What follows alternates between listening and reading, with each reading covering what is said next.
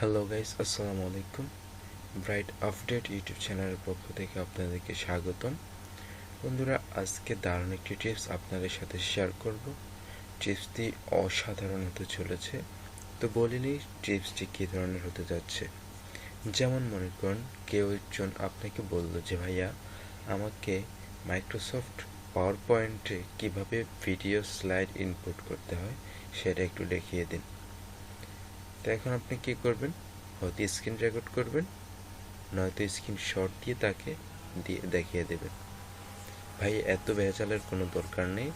আজকের ভিডিওটি দেখুন, শুধুমাত্র ম্যাজিকের মতো ছোট্ট একটি ফাইল তাকে পাঠিয়ে দেবেন, সে সমস্যা নিজেই সমাধান করে ফেলতে পারবে।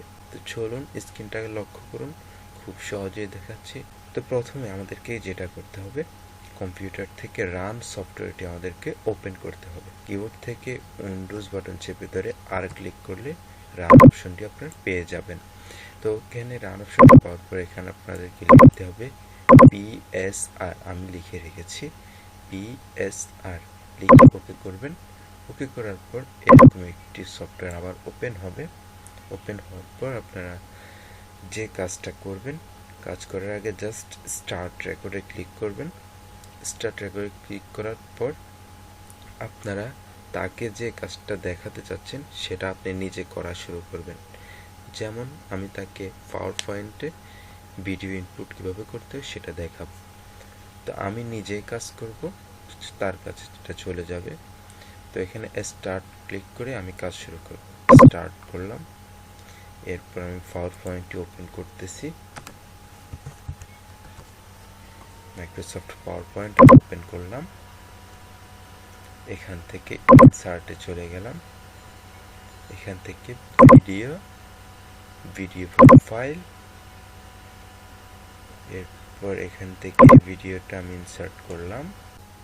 তো গাইস, আমাদের এটা ইনসার্ট হয়ে গিয়েছে। আমরা এটাকে পজিশন করে নিলাম। এই হচ্ছে আমাদের ভিডিও। এই কাজটা যখন আমরা করা শেষ হয়ে যাবে তখন আমরা এখান থেকে স্টপ করে দেব। স্টপ করার পর এবার দেখেন ম্যাজিক, যে এখানে আমরা প্রথমে কি করেছি, এই যে তারা মার্ক করে দিয়েছে, সার্চ বক্সে গিয়েছি, স্টেপ বাই স্টেপ গাইস। এখানে টাইপ হেয়ারে আমাদেরকে মাইক্রোসফট পাওয়ার পয়েন্ট ক্লিক করছি। এরপর আমরা এখান থেকে ইনসার্টে ক্লিক করেছি, এখান থেকে ভিডিও ক্লিক করেছি, এখান থেকে ভিডিও ফ্রম ফাইলে ক্লিক করেছি, এখান থেকে আমরা ভিডিওটি সিলেক্ট করেছি। স্টেপ বাই স্টেপ তারা এক একটা স্ক্রিনশট তারা দিয়ে দিয়েছে।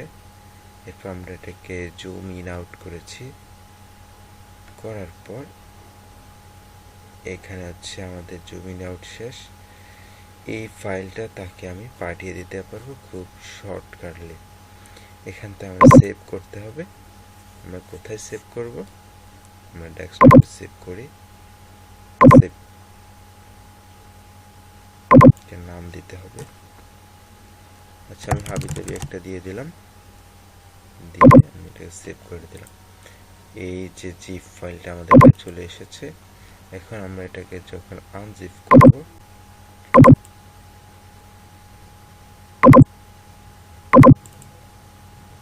এই যে আমরা এটাকে আনজিপ করে নিয়ে আমরা এখান থেকে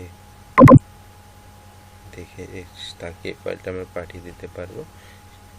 এবার এটাকে মেইল করে পাঠাই বা হোয়াটসঅ্যাপে, মেসেঞ্জারে, যে কোনো সোশ্যাল মাধ্যমে আমরা তাকে পাঠিয়ে দিতে পারবো। তো বন্ধুরা, এই ছিল আজকের মূল ভিডিও। আর আশা করছি টিপসটি আপনাদের সকলেরই ভালো লাগবে এবং খুব কাজে আসবে। তো টিপসটি যদি ভালো লেগে থাকে অবশ্যই একটি লাইক এবং সাবস্ক্রাইব আপনার সাথে আশা করছি। তো দেখা হবে পরবর্তী কোনো ভিডিওতে। তার আগ পর্যন্ত সকলে ভালো থাকুন, সুস্থ থাকুন। আল্লাহ হাফেজ।